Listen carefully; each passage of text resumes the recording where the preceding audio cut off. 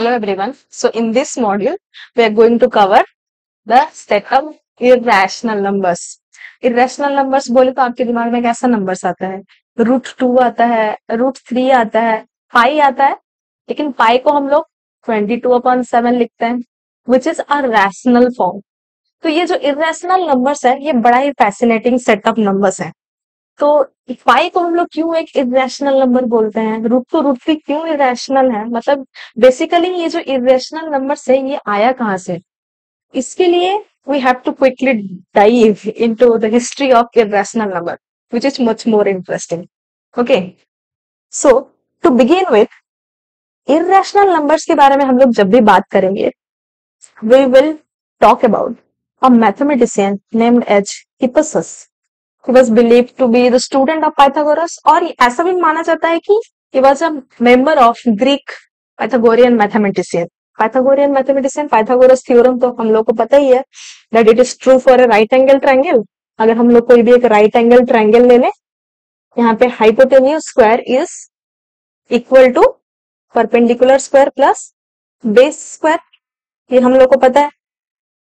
तो ये जो ग्रीक मैथमेटिशियन थे, ग्रीक पाइथागोरियन मैथमेटिशियन, इनका एक स्ट्रॉन्ग बिलीव था कि the universe is made up of numbers. Numbers are so fascinating, they are the building blocks of the universe. और इनका एक ऑल्सो स्ट्रॉन्ग मानना था कि कोई भी नंबर जो भी इस यूनिवर्स में एग्जिस्ट करता है उसको हम लोग एज ए रेशियो लिख सकते हैं. फॉर एग्जाम्पल जैसे 0.5, 0.5 को हम लोग कैसे लिख सकते हैं? 1/2 लिख सकते हैं. Okay, this is a ratio form. Simple सा एक नंबर 5 एक इंटीजर है, 5 को भी हम लोग 5/1 तो लिख सकते हैं, which is again the ratio. मतलब कोई भी नंबर हो जिसको हम लोग रेशियो के, कोई भी नंबर हो जो एग्जिस्ट करता है उसको हम लोग रेशियो के फॉर्म में लिख सकते हैं. इवन ऐसा भी अगर एक नंबर है, for example 0.75 and this 5 is extending to infinity, it is a never ending decimal, even this can be written as exactly 34/45. इसका मतलब कोई भी नंबर हो जो एग्जिस्ट करता है उसको हम लोग रेशियो के फॉर्म में लिख सकते हैं. तो ये तो सबका मानना था, पाइथागोरियन का मानना था, सबका मानना था. But the problem begins when Hippasus was trying to study the shape of a square having 1 unit. तो देखते हैं ये क्या था. मान लीजिए अगर मैं एक स्क्वायर ले लेती हूँ which is of side 1 unit, तो इसका जो हाइपोटेन्यूस है इसका वैल्यू क्या हो जाएगा? If this is a right angle triangle, मान लीजिए this ABC is a right angle triangle, ये एक स्क्वायर का पार्ट है. ओके, स्क्वायर ऑफ 1 यूनिट इसका एक पार्ट है एबीसी ट्रायंगल. तो इसका जो साइड लेंथ है that is 1 unit. So here AC is the hypotenuse और इसका वैल्यू क्या हो जाएगा? Exactly √2 according to Pythagoras theorem. That is hypotenuse square equals to perpendicular square plus base square. Now what happened that this Greek mathematician Hippasus was trying to find that how this √2 can be written as a ratio. मतलब ये √2 को एक ratio के format में लिखने की कोशिश कर रहे थे, क्योंकि तब तक तो बिलीव था कि कोई भी नंबर को हम लोग रेशियो के फॉर्म में लिख सकते हैं. But he was not able to find such number. मतलब ऐसा कोई P और Q नहीं मिल रहा था जिसको हम लोग P/Q करके we will get √2.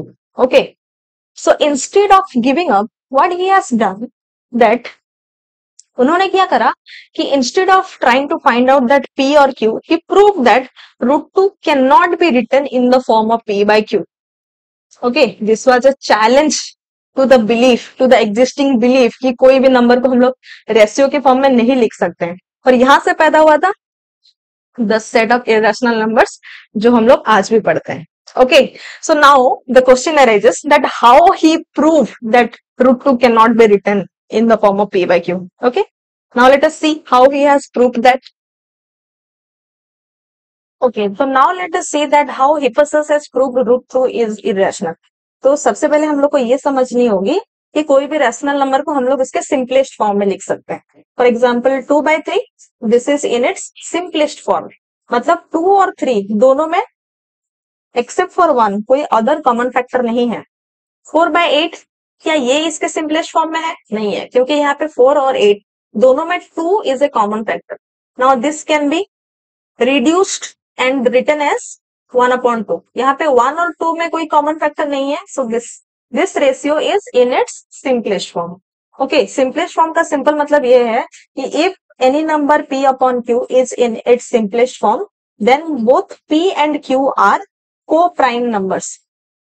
अब ये क्या है को प्राइम? मतलब इन दोनों नंबर में एक्सेप्ट फॉर वन कोई अदर कॉमन फैक्टर नहीं है, राइट? लेकिन दोनों को अपने आप में प्राइम नंबर होना जरूरी नहीं है. For example suppose 20/31. Here 20 and 30 दोनों में कोई कॉमन फैक्टर नहीं है, but 20 is not a prime number. 20 एक कंपोजिट नंबर है, लेकिन 20 और 31 में दोनों में कोई कॉमन फैक्टर नहीं है. That is why 20 and 31 is co-prime number. Okay, so when a ratio is in its simplest form, when the ratio does not have any other common factor other than 1. Okay, कितना clear है? Okay, now let us erase this one. Now another important thing we need to understand is that if any number is a even number, तो उसको हम लोग कैसे लिख सकते हैं?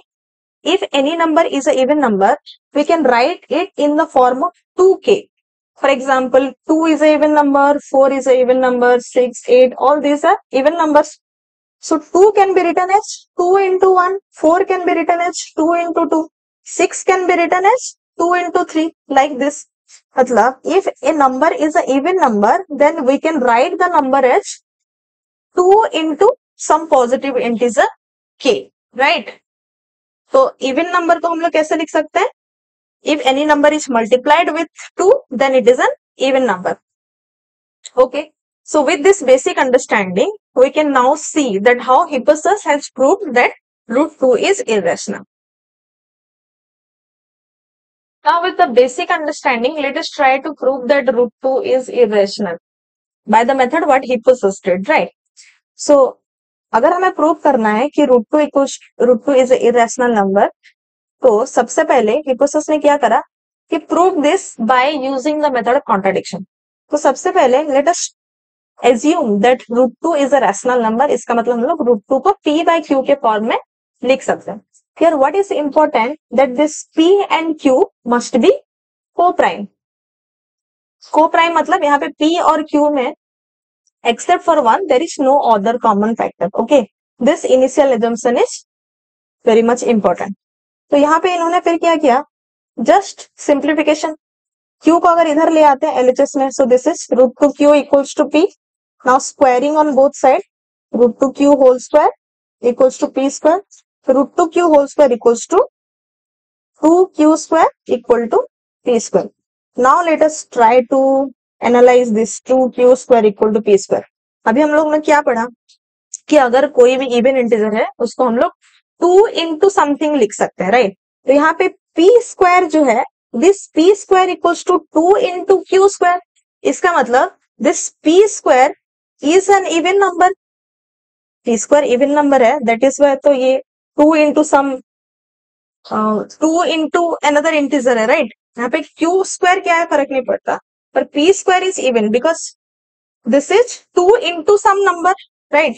सो if p square is even, then p is also even. अच्छा, अभी p क्यों इवन है? क्योंकि इवन का अगर हम लोग स्क्वायर करेंगे तो इवन नंबर मिलेगा. फॉर एग्जाम्पल 2 स्क्वायर का 4 है, तो 2 is even, 4 is also even. Suppose example 16 square equals to 256. Now 16 and 256 both are even number. जैसे ऑड का स्क्वायर ऑड, जैसे 3 का square 9, 3 is odd, 9 is also odd. 5 square is 25, so 5 is odd, 25 is odd. तो if अगर हम लोग even number का square करते हैं तो इवन नंबर आता है, ऑड नंबर का स्क्वायर करते हैं तो ऑड नंबर आता है. तो p यहां से क्या पता चला कि p एक इवन नंबर है, राइट? तो अगर कोई एक इवन नंबर है तो उसको हम लोग 2 इंटू सम अनदर इंटीजर लिख सकते हैं. So now suppose say p equals to 2 into some positive integer k. क्योंकि p एक इवन नंबर है, इसको हम लोग क्या लिख सकते हैं? p इक्वल्स टू 2k लिख सकते हैं. Now here what we need to understand that अभी p हमारा एक इवन नंबर है, तो p को 2 के लिख सकते हैं. तो ये जो हमारा इक्वेशन बना है, तो अगर इस इक्वेशन में मैं p के जगह 2k लिख दूं, so nothing is going to change. So putting the value of p in equation 1, that is 2q square equal to, यहाँ पे p के जगह मैं क्या लिख सकती हूँ, 2k का होल स्क्वायर. ये स्टेप थोड़ा सा इंपॉर्टेंट है, बस हमें ये याद रखना है कि 2 एक इवन नंबर है, तो इसको हम लोग ये जो पहला इक्वेशन है यहाँ पे पुट कर सकते हैं, राइट. हो गया. तो 2q square equal to 2k whole square, so this is nothing but 2q square equals to 4k square. Now q square equals to 2k square. देखो सबसे पहले हमें क्या मिला था कि p square equals to 2 into some positive integer. यहाँ पे q square equal to 2 into some positive integer. तो यहाँ पे क्या है, q square even, 2 into something मतलब इवन है, तो क्योंकि q square इवन है तो q is also even. आया समझ में. तो पहले जो हम लोग एज्यूम किए थे कि p और q दोनों कैसे नंबर थे, को प्राइम्स नंबर थे. को प्राइम्स मतलब यहाँ पे दोनों के p और q में एक के अलावा कोई कॉमन फैक्टर नहीं था. पर अभी हम लोगों ने क्या देखा कि p एक इवन नंबर है और q is also an even number. तो दोनों अगर इवन नंबर है तो दोनों में 2 इज ए कॉमन फैक्टर. 2 एक कॉमन फैक्टर बन गया. तो ये जो है ये हमारा इनिशियल एजम्पशन को गलत प्रूव करता है.